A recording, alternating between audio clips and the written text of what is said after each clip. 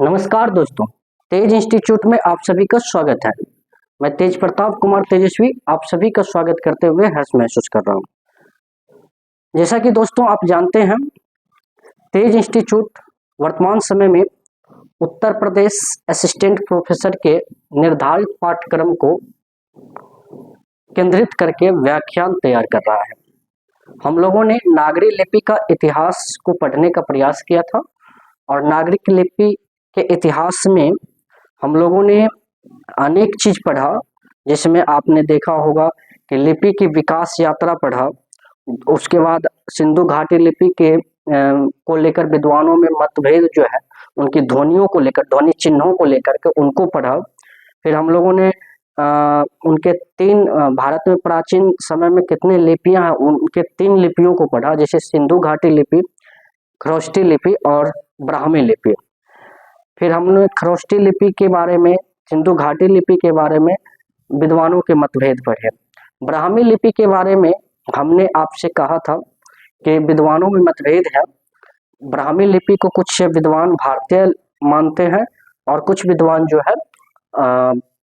उसकी उत्पत्ति को लेकर के विदेशी मानते हैं। मतलब अर्थात कहने का मतलब यह है कि विदेशी विद्वान ब्राह्मी लिपि की उत्पत्ति विदेश से मानते हैं और भारतीय विद्वान ब्राह्मी लिपि की उत्पत्ति भारत से मानते हैं। तो हमने पहले लेक्चर में यह देख लिया था कि भारत के जो विद्वान हैं, जिसमें एडवर्ड थॉमस, जगत मोहन वर्मा, श्री आर श्याम शास्त्री, भोलानाथ तिवारी आदि, राजवल्लभ पांडे आदि जो हैं, वे अनेक मत दे करके यह साबित करना चाह रहे हैं कि इसकी उत्पत्ति भारत में हुई है, जबकि विदेशी विद्वान जो है वे कहते हैं कि इसकी उत्पत्ति विदेश में हुई है। और उस संदर्भ में वे क्या मत देते हैं, आइए उसको देखते हैं।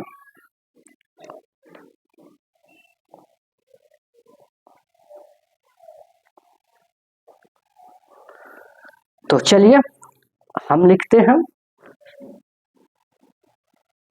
नागरी लिपि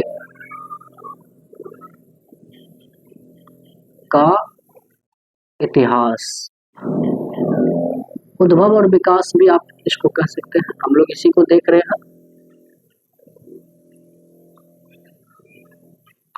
और हम देख रहे हैं ब्राह्मी लिपि की उत्पत्ति को लेकर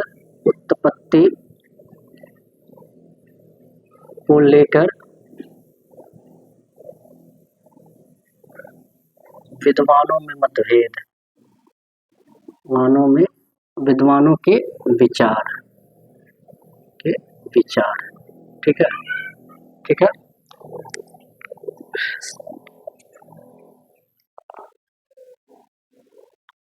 ये आप यहाँ पर विदेशी विद्वान कर लीजिए, विदेशी विद्वानों के विचार, ठीक है, विदेशी विद्वानों के विचार। तो एक साइड आप विद्वान का कॉलम बनाइए और दूसरे साथ आप अभिमत का कॉलम बनाइए। तो उनका अभिमत क्या है, अभिमत मतलब विचार क्या है, ठीक है। तो पहला जो विद्वान है वे हैं आपके doctor Alfred Müller. Doctor Alfred Müller,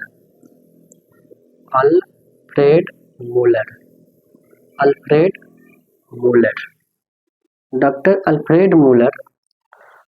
Alfred Müller, James Prinsep,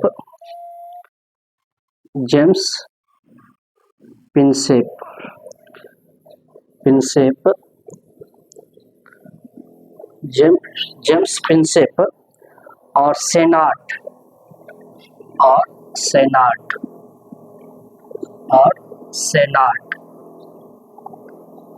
सेनाट, ठीक है। इन तीनों का जो मत है वह है यूनानी या फारसी से उत्पन्न हुई है। यूनानी या फारसी से उत्पन्न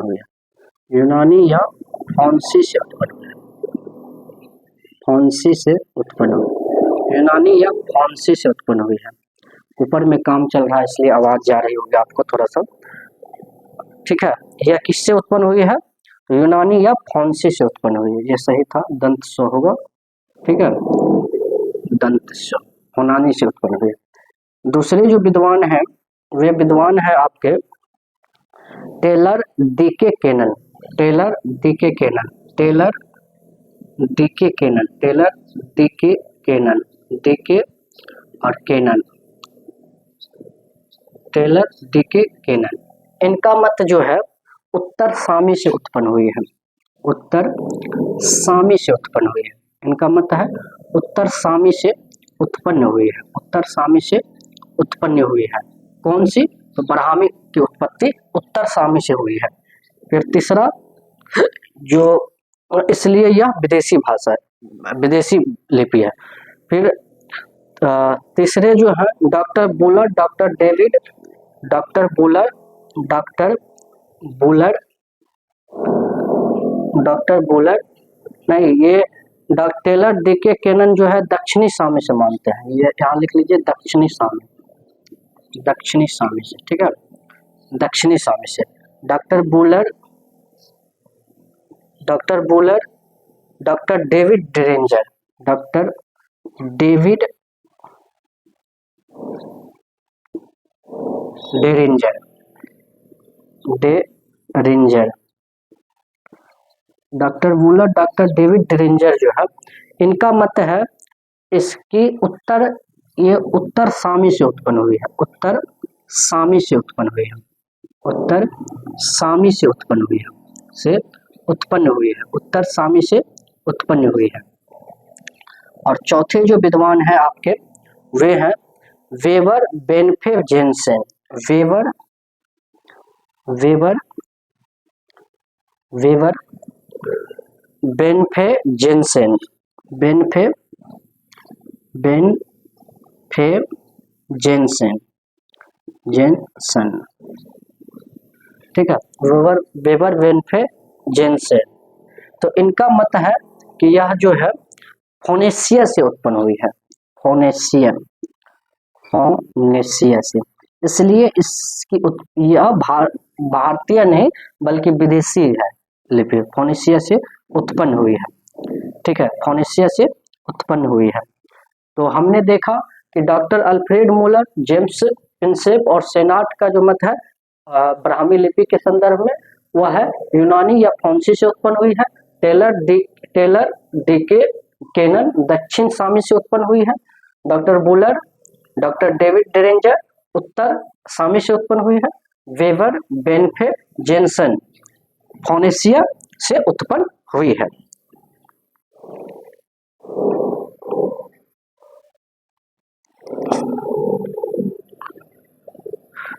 ठीक है, इसी में कुछ और हमें पढ़ना है। तो ये याद रखना है कि डॉक्टर बुलर के अनुसार, डॉक्टर बुलर के अनुसार, डॉक्टर बुलर के अनुसार, बुलर के अनुसार, के अनुसार, डॉक्टर बुलर के अनुसार, डॉक्टर बुलर के अनुसार जो है ब्राह्मी लिपि में 41, किसमें? तो ब्राह्मी लिपि में 41, ब्राह्मी लिपि में, ब्राह्मी लिपि में 41 अक्षर होते हैं। कितने अक्षर होते हैं? तो 41 अक्षर। ये किसके अनुसार? तो डॉक्टर बुलर के अनुसार, जिसमें 9 जो है स्वर है। 9 कितना है? 9 स्वर है और 32 क्या है? 32 व्यंजन है। 32 क्या है? 32 व्यंजन है। 9 स्वर है और 32 व्यंजन है। ये याद रखना है आपको कि इनका क्या कहना है कि डॉक्टर बुलर का कहना है कि ब्राह्मी लिपि में जो है 9 व्यंजन है और 9 स्वर है और 32 व्यंजन है। ठीक है,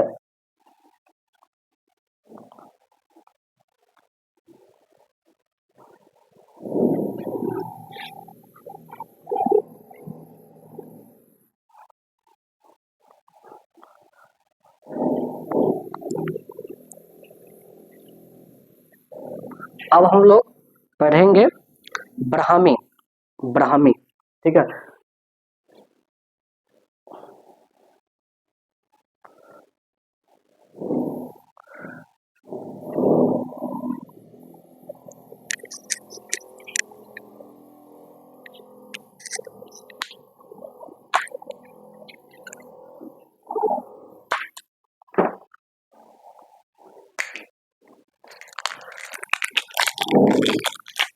ठीक है।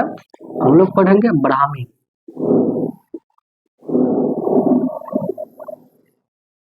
ब्राह्मी, ये याद रखना है, ब्राह्मी की दो शैली है। ब्राह्मी की कितनी शैली है? दो शैली है। एक है दक्षिणी शैली, दक्षिणी शैली, और दूसरा है उत्तरी शैली। दूसरा कौन सी है? उत्तरी शैली। उत्तरी शैली, दक्षिणी शैली और उत्तरी शैली, ठीक है। दक्षिणी शैली और उत्तरी शैली। दक्षिणी शैली से जो है वो तमिल, तेलुगु,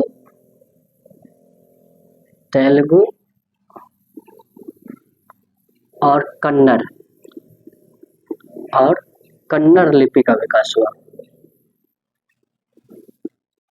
ठीक है। लिपि का विकास हुआ।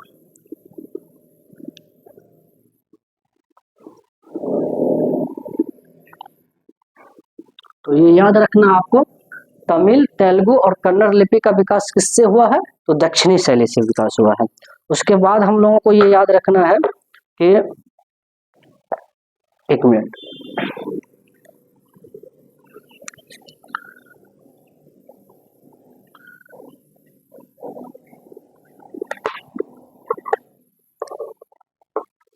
ठीक है। तो हम लोगों को ये याद रखना है उत्तरी शैली। उत्तरी शैली जो है, उत्तरी शैली में आप देखेंगे गुप्त लिपि। गुप्त लिपि, उत्तरी शैली से कौन सी लिपि विकसित हुई है? तो गुप्त लिपि। और गुप्त लिपि का समय जो है चौथी और पांचवी शताब्दी है। चौथी और पांचवी शताब्दी है। जब आप प्राचीन भारत का इतिहास पढ़ेंगे और गुप्त काल पढ़ेंगे, पूर्वोत्तर गुप्त काल, या तो उसमें आपको ये देखने को मिलेगा, और वहां पर आप विस्तार से इसको उत्तरी शैली, गुप्त लिपि आदि का विकास आप बढ़िया से पढ़ेंगे वहां पर, ठीक है। अभी हम एग्जाम के दृष्टिकोण से देख रहे हैं चीजों को, इसलिए हम विस्तार में नहीं जाएंगे। इसी से गुप्त लिपि से ही सिद्ध मातृका लिपि, सिद्ध मातृका या कुटिल लिपि, इसी को कुटिल लिपि कहते हैं, इसी को कुटिल लिपि कहते हैं, ठीक है। और इसका विकास आप देखेंगे 6वीं शताब्दी, 26वीं शताब्दी लिख सकते हैं, 26 सदी, ठीक है। 6वीं शताब्दी में इसका आपको सिद्ध मातृका या कुटिल लिपि का विकास देखने को मिलेगा। और इसी से आपका देवनागरी लिपि, जिसका समय जो है 10वीं शताब्दी है, जिसका समय क्या है? 10वीं शताब्दी है, 10वीं शताब्दी, ये याद रखना आपको, ठीक है। तो इसका समय क्या है? 10वीं शताब्दी है।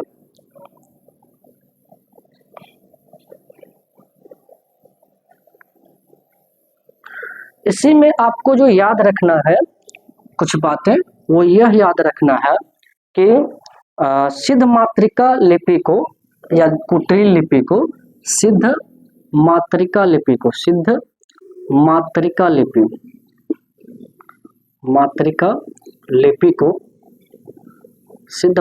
लिपि को डॉक्टर बुलर ने न्यून कोणीय लिपि कहा है। न्यून कोणीय लिपि कहा है। तो ये याद रखना है आपको कि सिद्ध मातृका लिपि को किसने न्यून कोणीय कहा है? तो डॉक्टर बुलर ने कहा है, ठीक है। उसके बाद आपको ये याद रखना है कि यही लिपि जो है सिद्ध मातृका ही आगे जाकर के कुटिल लिपि में विकसित हो जाती है। ये तो आपको याद ही रहेगा, कुटिल लिपि भी इसको कहा जाता है, ठीक है। कुटिल लिपि भी इसको कहा जाता है, तो ये याद रखना है। फिर अब हम लोग देवनागरी लिपि पर थोड़ी सी बातचीत करते हैं। देवनागरी लिपि,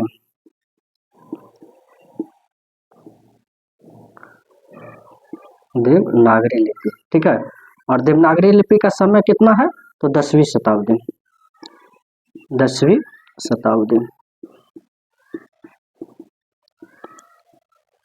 देवनागरी लिपि का समय कितना है, तो 10वीं शताब्दी। ठीक है, देवनागरी लिपि का समय जो है 10वीं शताब्दी है। और इसमें हम देखेंगे, आप जानते हैं कि उत्तरी शैली से यह विकसित हुई है, उत्तरी शैली से विकसित हुई है। और चौथी 5वीं शताब्दी में गुप्त लिपि उत्तरी शैली से विकसित हुई थी। फिर उसके बाद गुप्त लिपि से ही 6ठी शताब्दी में सिद्ध मातृका या कुटिल लिपि विकसित हुई। और फिर देवनागरी लिपि जो है 9वीं शताब्दी, इसी कुटिल लिपि से 9वीं सदी के लगभग नागरी के प्राचीन रूप का विकास हुआ, जिसे प्राचीन नागरी कहते हैं। एक बात और याद रखना है कि नागरी के प्राचीन नागरी, ठीक है, 9वीं सदी के लगभग, 9वीं सदी के लगभग, यहाँ पर आप याद रखिए, यहाँ से याद रखिए। ठीक है, 9वीं सदी के लगभग, 9वीं सदी के लगभग, सदी के लगभग के लगभग लगभग प्राचीन नागरी, प्राचीन नागरी, प्राचीन नागरी, ठीक है, प्राचीन नागरी, प्राचीन नागरी का विकास हुआ था। मतलब नागरी के प्राचीन रूप का विकास हुआ, जिसे प्राचीन नागरी कहते हैं, 9वीं सदी के आसपास। ठीक है, उसके बाद हम लोग देवनागरी लिपि के विकास के संदर्भ में जो विद्वानों के मत है उनको देखते हैं। तो पहला मत है देवनागरी लिपि के को लेकर विद्वानों का मत, लेकर विद्वानों का मत।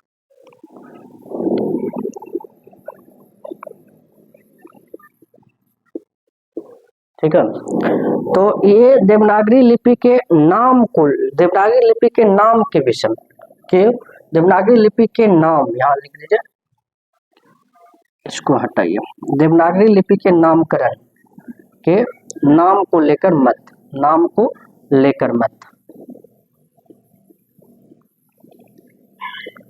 देवनागरी लिपि क्यों नाम रखा गया उसके लेकर जो मत है, तो वो पहला मत है कि एक बौद्ध ग्रंथ है। कौन सा ग्रंथ है?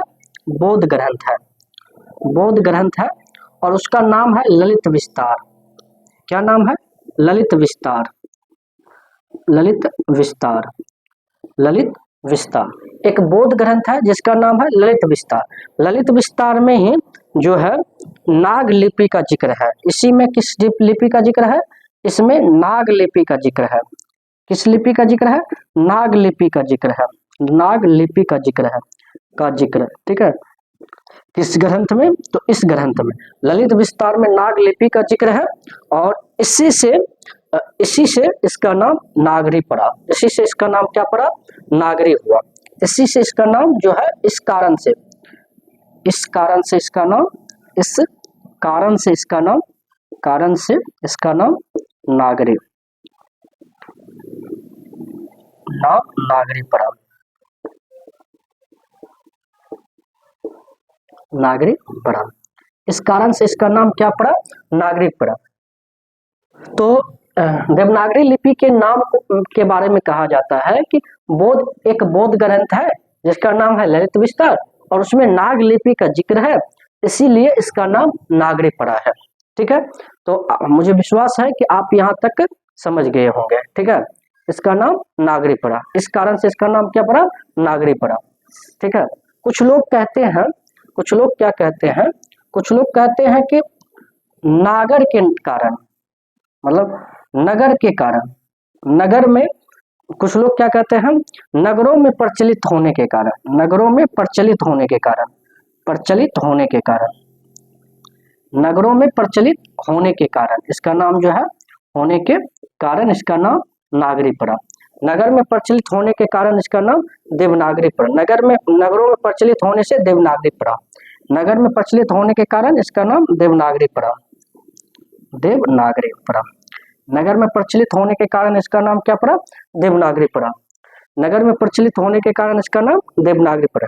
कुछ लोग कहते हैं कि पाटलिपुत्र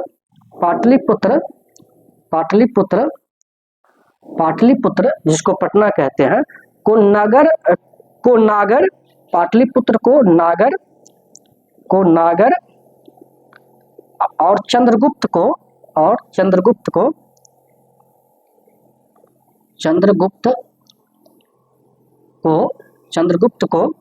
पाटलिपुत्र को नागर और चंद्रगुप्त को देव कहने के कारण, को देव कहने के कारण, देव कहने के कारण, कहने के कारण देवनागरी पड़ा। कारण क्या पड़ा? देवनागरी नाम हुआ। तो चंद्र पाटलिपुत्र को नागर और देवनागरी और चंद्रगुप्त को देव कहने के कारण इसका नाम जो है नागरी पड़ा। ठीक है। कुछ लोग यह भी कहते हैं कुछ लोग यह भी कहते हैं, यहाँ पर देखिए, कुछ लोग यह भी कहते हैं कि क्या कहते हैं, कुछ लोग यह भी कहते हैं गुजरात के नागर ब्राह्मणों के नाम पर, गुजरात के नागर ब्राह्मण के नाम पर, नागर ब्राह्मण के नाम पर,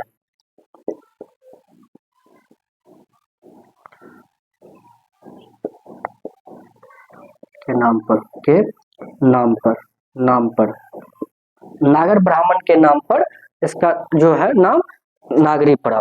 नागर ब्राह्मण के नाम पर इसका नाम जो है नागरी पड़ा। कुछ लोग क्या कहते हैं, गुजरात के नागर के ब्राह्मण के नाम पर इसका नाम जो है नागरी पड़ा। ठीक है। तो आप लोगों ने ये देख लिया, नागरी पड़ा। एक और लोग हैं, वो कहते हैं कि कि एक जो याद रखना है आपको, इसको कहाँ लिखूं? हाँ, यहीं लिखता हूँ। कुछ लोग कहते हैं,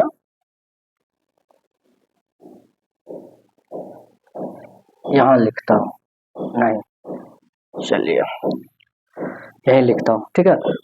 धीरेन्द्र वर्मा कहते हैं मध्ययुग के, धीरेन्द्र वर्मा क्या कहते हैं, धीरेन्द्र वर्मा कहते हैं, धीरेन्द्र वर्मा के अनुसार, वर्मा मध्य युग के स्थापत का नाम, मध्य युग के एक स्थापत का नाम, एक स्थापत का नाम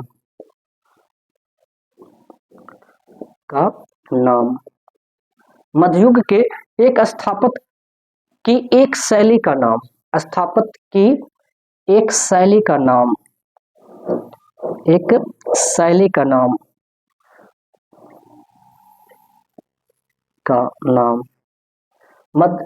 स्थापत की एक शैली का नाम होने से नागरी पड़ा, नाम से नागरी पड़ा, नाम से नागरी पड़ा,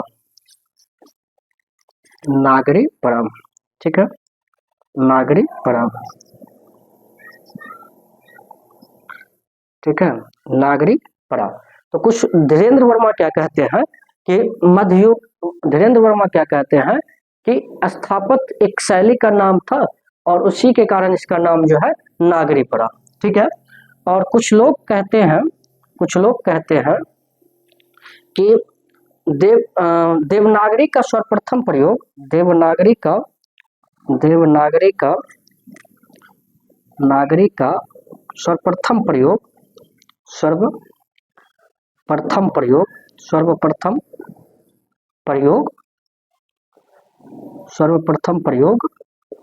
देवनागरी का सर्वप्रथम प्रयोग गुजरात के राजा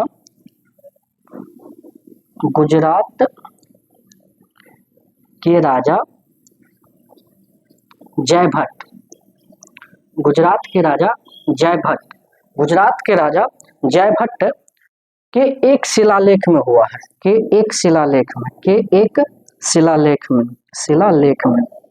शिलालेख से हुआ है। शिलालेख गुजरात के एक राजा शैली का,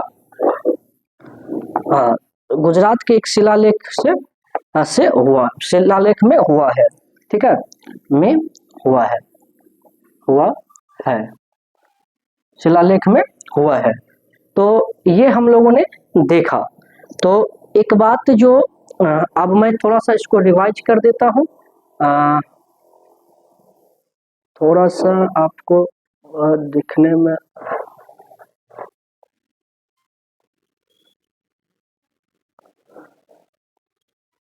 ठीक है। तो अब आपको सारा चीज दिख रहा होगा। ठीक है, थोड़ा सा मैं इसको रिवाइज कर देता हूँ कि हम लोगों ने क्या क्या पढ़ा। हम लोगों ने पढ़ा ब्राह्मी जो लिपि है वो उसकी दो शैली है, एक दक्षिणी शैली है, एक उत्तरी शैली है। हमने देखा कि दक्षिणी शैली से तमिल, तेलुगु और कन्नड़ लिपि का विकास हुआ है। तमिल, तेलुगु और कन्नड़ लिपि का विकास कहाँ से हुआ है? तो दक्षिणी शैली से हुआ है। ठीक है, तेलुगु, तमिल, तेलुगु और कन्नड़।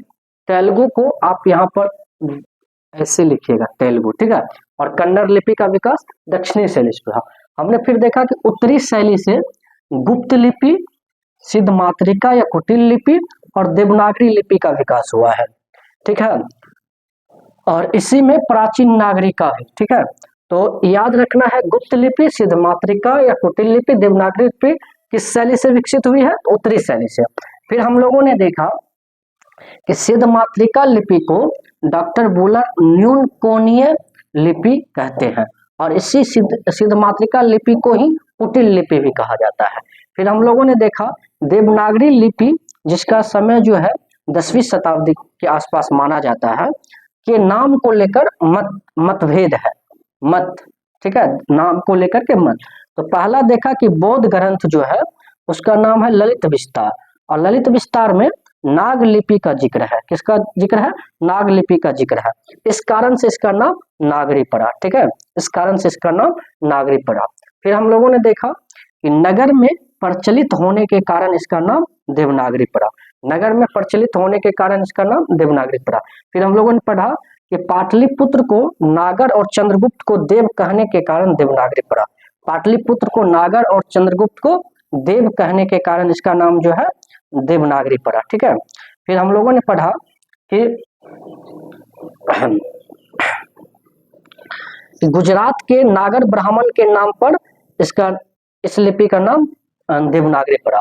फिर हम लोगों ने देखा कि देवनागरी का सर्वप्रथम प्रयोग गुजरात के राजा जयभट्ट के एक शिलालेख में हुआ है। फिर हम लोगों ने देखा कि धीरेन्द्र वर्मा का मानना है कि मध्य युग के एक स्थापत्य की एक शैली का नाम से नागरी नाम पड़ा है। तो मुझे विश्वास है कि आपको यहाँ तक में कोई दिक्कत नहीं हुई होगी। ठीक है, इसको हम लोग डिलीट करते हैं।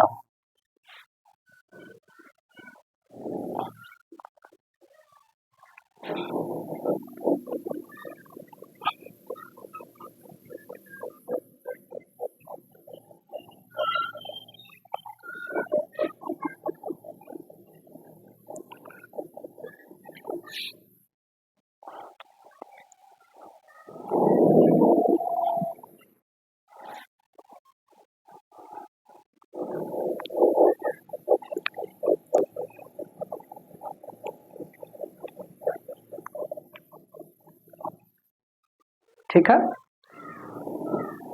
हम लोगों ने इसको डिलीट कर लिया, हम लोगों ने इतना देख लिया। अब आगे हम लोग चलते हैं। ठीक है, कई बार आपसे देवनागरी लिपि के महत्व को लेकर के सवाल पूछ लिया जाता है। देवनागरी लिपि के महत्व को लेकर के सवाल पूछ दिया जाता है, या देवनागरी लिपि की विशिष्टताओं को लेकर के। तो देवनागरी लिपि की आप लिखिए, देवनागरी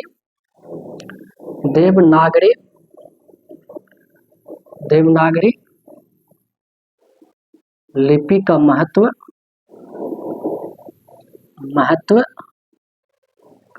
एवं विशेषताएं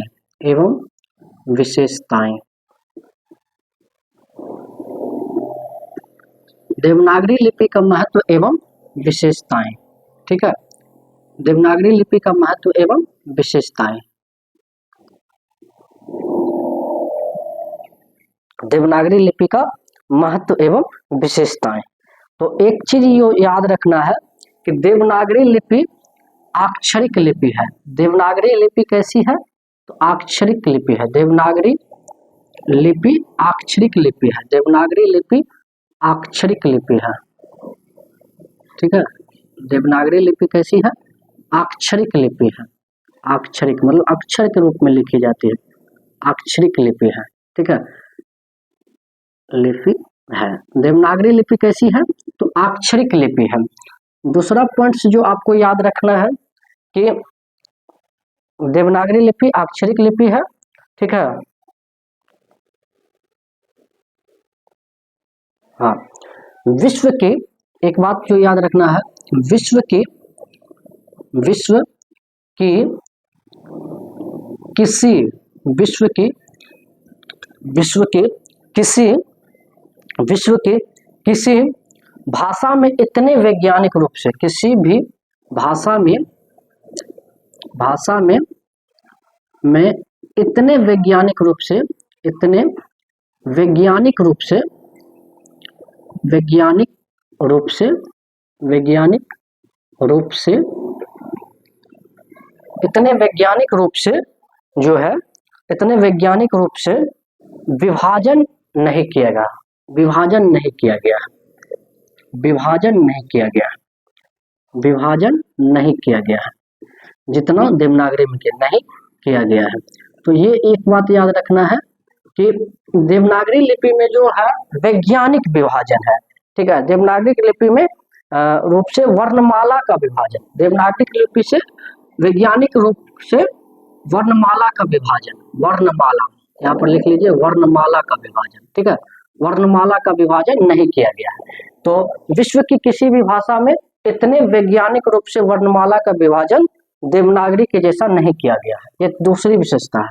तीसरी विशेषताओं में आप याद रखिएगा, ठीक है,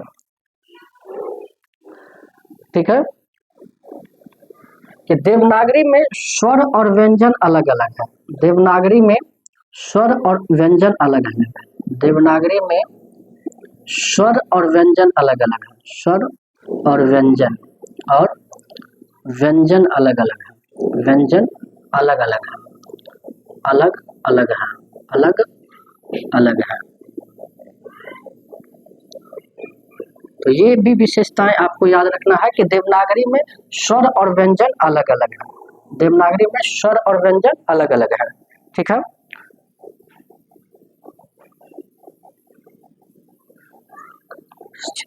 और हर वर्ण का निश्चित स्थान है, हर वर्ण का निश्चित स्थान है, हर वर्ण का निश्चित स्थान है। कंठ से कौन कौन वर्ण उच्चारण होंगे, तालव से कौन निश्चित स्थान है, तो ये भी आपको याद रखना है। हर वर्ण का निश्चित स्थान है, हर वर्ण का निश्चित स्थान है, और हर बार विशेषताओं पर आधारित सवाल पूछा ही जाता है।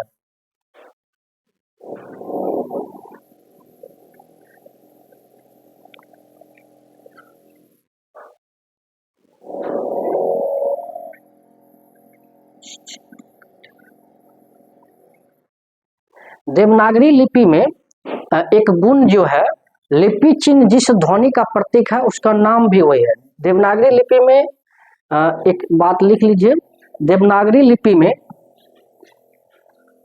देवनागरी लिपि में देवनागरी लिपि में एक बड़ा गुण है, एक बड़ा गुण है, गुण क्या है, गुण है, देवनागरी लिपि में एक बड़ा गुण है कि जो लिपि जिस ध्वनि में, जो लिपि गुण है जो लिपि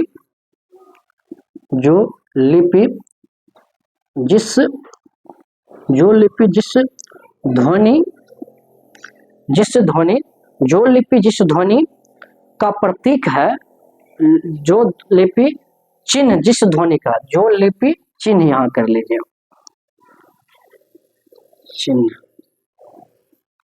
चिन्ह जिस ध्वनि का प्रतीक है,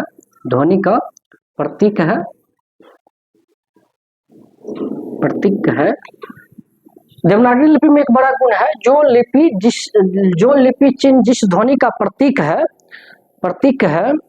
ठीक है ना, उसका नाम भी वही है, उसका नाम भी वही है, उसका नाम भी वही है, उसका नाम भी वही है, नाम भी वही है, नाम भी क्या है, वही है, नाम भी क्या है, वही है। देवनागरी लिपि में एक बड़ा गुण है कि जो लिपि जिस चिन्ह जिस ध्वनि का प्रतीक है उसका नाम भी वही है। जैसे में उदाहरण लिख लीजिए आप, जैसे में उदाहरण रखना है आपको, जैसे अ ब क म, अ ब क म, ठीक है, आदि। अ ब क म आदि। ठीक है।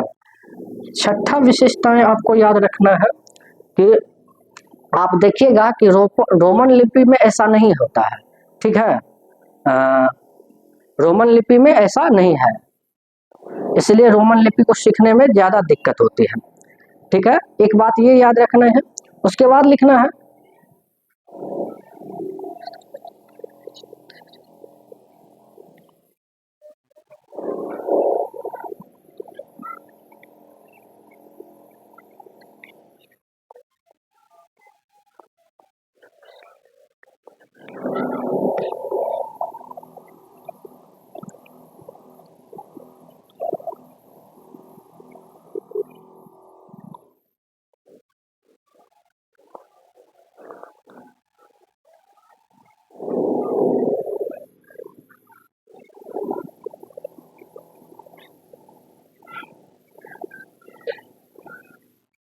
और यह वैज्ञानिक ध्वनि है। यह एक वैज्ञानिक ध्वनि है। यह कैसे ध्वनि है?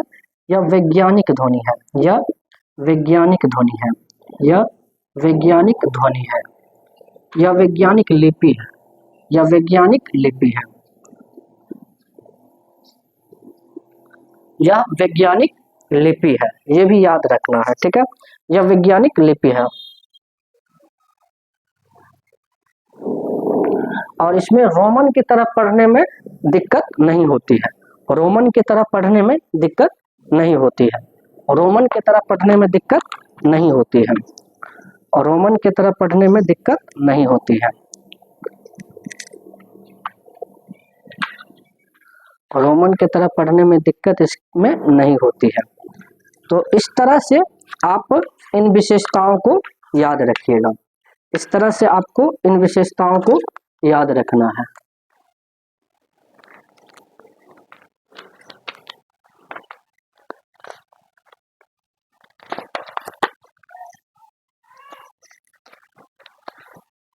ठीक है।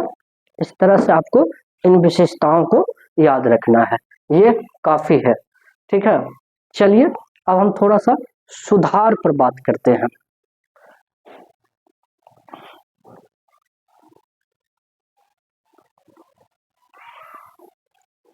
इतना काफी है। 6 विशेषताएं हमने आपको बता दिया। अब देवनागरी लिपि के को लेकर जो सुधार हुआ है उस पर हम लोग बात करते हैं। देवनागरी लिपि के सुधार को लेकर के हम लोग बात करते हैं। ठीक है।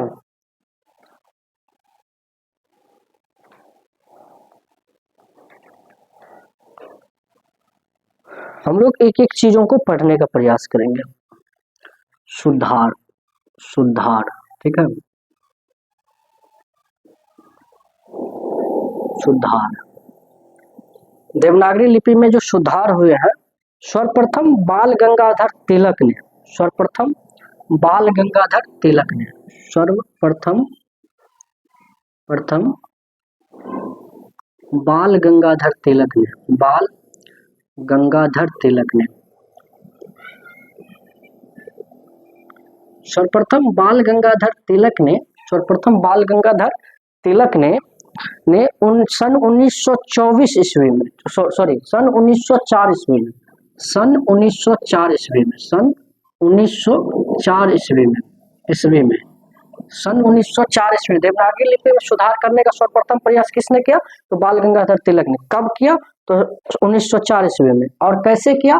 तो अपने पत्र केसरी, पत्र केसरी। ये भी याद रखना है कि केसरी से कौन जुड़ा हुआ है? तो बाल गंगाधर तिलक जुड़ा हुआ है। ठीक है। केसरी के लिए 1926 टाइपों की छटाई करके,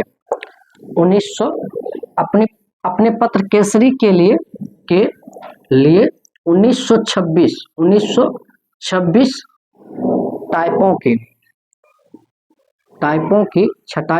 टाइपों की छटाई करके,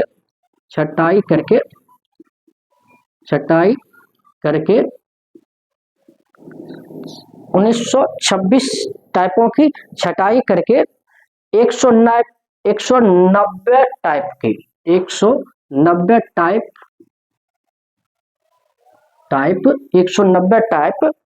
का एक फॉन्ट तैयार किया, एक फॉन्ट तैयार किया, एक फॉन्ट तैयार किया, ठीक है, एक फॉन्ट तैयार किया, क्या किया, एक फॉन्ट तैयार किया, और इसे तिलक फॉन्ट भी कहते हैं, इसे तिलक फॉन्ट कहते हैं, इसे तिलक फॉन्ट कहते हैं, इसे तिलक फॉन्ट कहते हैं, इसे तिलक फॉन्ट कहते हैं, क्या कहते हैं, इसे तिलक फॉन्ट कहते हैं, इसे तिलक फॉन्ट कहते हैं, इसे तिलक फॉन्ट कहते हैं। और यहीं से देवनागरी लिपि में सुधार प्रारंभ हुआ, यहीं से देवनागरी लिपि में सुधार प्रारंभ हुआ, यहाँ इसी में लिख लीजिए, यहीं से देवनागरी लिपि में सुधार प्रारंभ, यहीं से देवनागरी लिपि में सुधार प्रारंभ हुआ,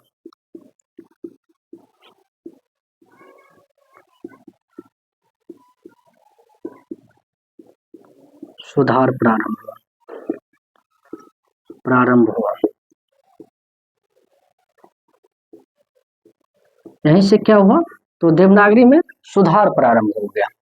कि एक बात यहाँ पर हमें याद रखना है कि सर्वप्रथम किसने प्रयास किया था, तो बाल गंगाधर तिलक ने, कब किया था, तो 1940 में, क्यों किया था, तो अपने पत्र केसरी के लिए, ठीक है, केसरी पत्रिका है, और तो इसमें कितने फॉन्ट को उससे उन्होंने कम किया था, तो 1926 फॉन्ट से कितना फॉन्ट किया था, तो 190 फॉन्ट तैयार किया था, और इस फॉन्ट को क्या कहते हैं, तिलक फॉन्ट कहते हैं, ठीक है, यहीं से देवनागरी लिपि में सुधार प्रारंभ होता है। सर्वप्रथम महाराष्ट्र के, ये भी याद रखना है, सर्वप्रथम महाराष्ट्र के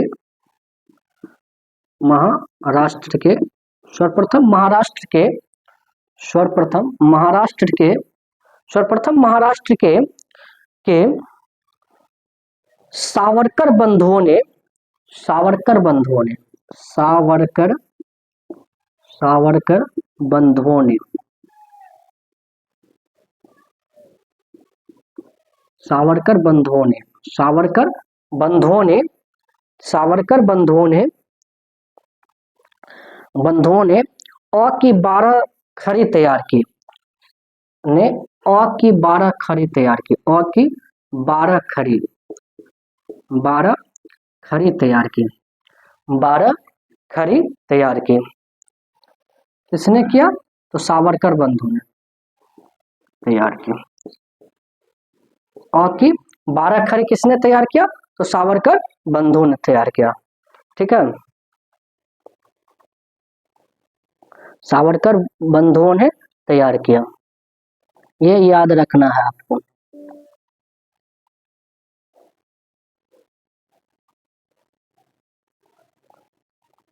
उसके बाद याद रखना है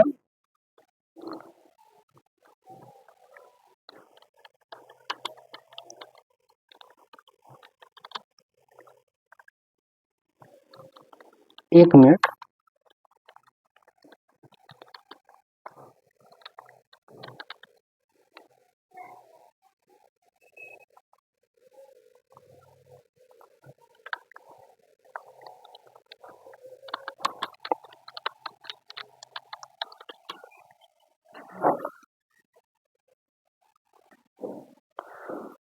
तो ये याद रखना है, सर्वप्रथम महाराष्ट्र के सावरकर बंधुओं ने 12 खड़ी तैयार किया था, ठीक है। उसके बाद जो याद रखना है आपको, और एक बात जो याद रखना है कि महात्मा गांधी ने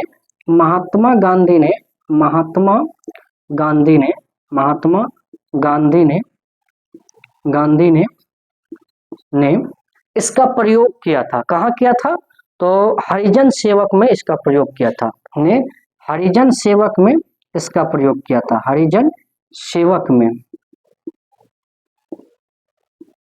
ये याद रखना है, हरिजन सेवक में इसका प्रयोग किया था, इसका प्रयोग किया था, ठीक है। तो ये भी सवाल आपका इम्पोर्टेंट है, और यहाँ से हर साल सवाल पूछा जाता है, तो आप अगर पढ़ रहे हैं तो ध्यान से पढ़िएगा। महात्मा गांधी ने हरिजन सेवक में इसका प्रयोग किया था, किसका, सावरकर बंधुओं ने जो अ की 12 खड़ी तैयार की थी, ठीक है। फिर सर्वप्रथम डॉक्टर श्याम सुंदर दास ने सर्वप्रथम सर्वप्रथम सर्वप्रथम डॉक्टर श्याम सुंदर दास, डॉक्टर श्याम सुंदर दास का साहित्य लोचन बहुत प्रसिद्ध है, ठीक है। और ये बनारस हिंदू विश्वविद्यालय के प्रथम विभागाध्यक्ष थे। सर्वप्रथम डॉक्टर आचार्य रामचंद्र शुक्ल के गुरु थे। सर्वप्रथम डॉक्टर श्याम सुंदर दास ने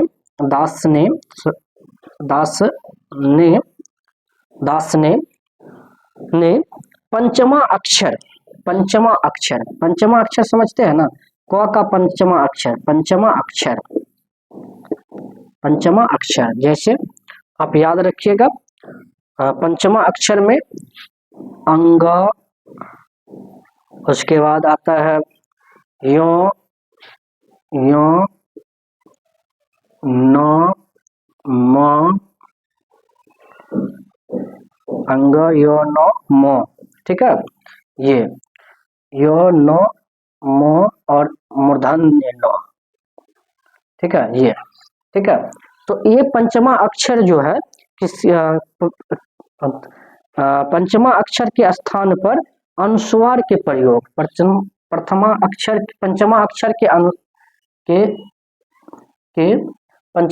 के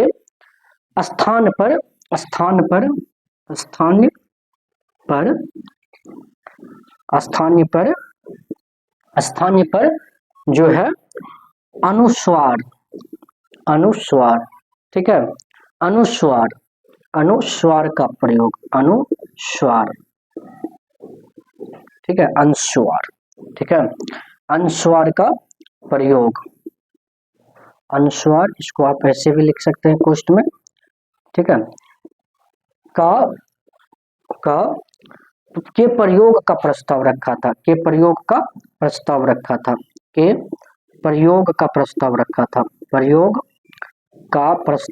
था,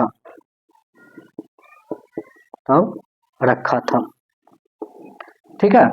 तो हमने देखा कि सर्वप्रथम डॉक्टर श्याम सुंदर दास ने पंचमा अक्षर के स्थान पर जो पंचमा अक्षर है अंग, यो, नो, मो, मूर्धन्य न के स्थान पर अनुस्वार के स्थान पर अनुस्वार का प्रयोग का प्रस्ताव रखा था। किसने रखा था? तो श्याम सुंदर दास ने। ये सब याद रखना आपको, ठीक है।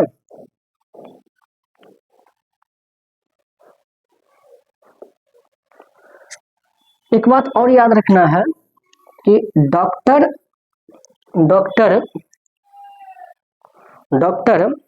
गोरख प्रसाद ने डॉक्टर गोरख प्रसाद ने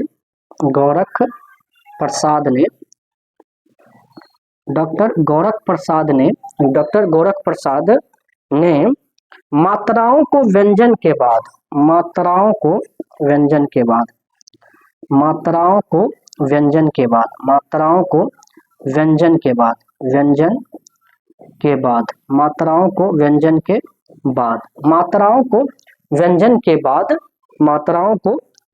बाद दाहिने तरफ लिखने का प्रस्ताव रखा था।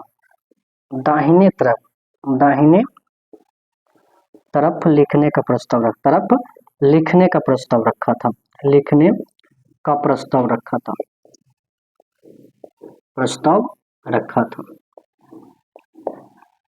ठीक है।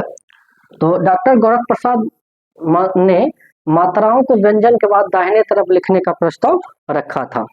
तो चलिए आज हम लोग इसको यहीं पर खत्म करते हैं और आगे हम लोग पढ़ेंगे। तो मैं एक बार आपको रिवाइज करवा देता हूं, ठीक है, कि हम लोगों ने आज पढ़ा कि देवनागरी लिपि में जो सुधार है, सर्वप्रथम सुधार करने का प्रयास बाल गंगाधर तिलक ने किया था। कब किया था? तो 1904 ईस्वी में किया था। क्यों किया था? तो अपने पत्र केसरी के लिए उन्हें फॉन्ट तैयार करना था। उन्होंने 1926 फॉन्ट में से 190 फॉन्ट तैयार किया था और इसे तिलक फॉन्ट के नाम से जाना जाता है और यहीं से देवनागरी लिपि में सुधार प्रारंभ होता है। फिर हम लोगों ने देखा कि सर्वप्रथम महाराष्ट्र के, याद रखिएगा, सावरकर बंधु अगर पूछेगा कहाँ के हैं तो महाराष्ट्र के हैं। सावरकर बंधु ने अ की 12 खड़ी तैयार की थी। किसकी खड़ी तैयार की थी? अ की 12 खड़ी। और इसका प्रयोग सर्वप्रथम किसने किया था? तो महात्मा गांधी ने किया था। कब किया था? हरिजन सेवक में किया था। किसमें किया था? तो हरिजन सेवक में किया था। ये भी याद रखना है। फिर हम लोगों ने देखा सर्वप्रथम डॉक्टर श्याम सुंदर दास ने पंचमा अक्षर के स्थान पर अनुस्वार के प्रयोग का प्रस्ताव रखा था। सर्वप्रथम डॉक्टर श्याम सुंदर दास ने किसके पंचमा अक्षर के स्थान पर अनुस्वार के प्रयोग का प्रस्ताव रखा। डॉक्टर गोरख मस्ताना जो है, डॉक्टर गोरख प्रसाद मस्ताना जो है, डॉक्टर गोरख प्रसाद मात्राओं को व्यंजन के बाद दाहिने तरफ लिखने का प्रस्ताव रखा था। ठीक है, इतना हम लोगों ने देख लिया।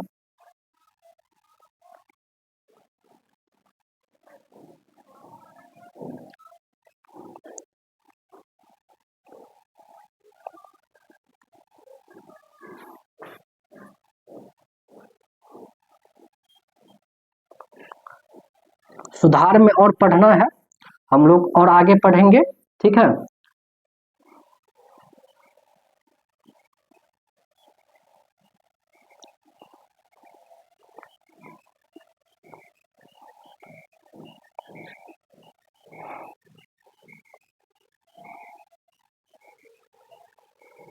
ठीक है।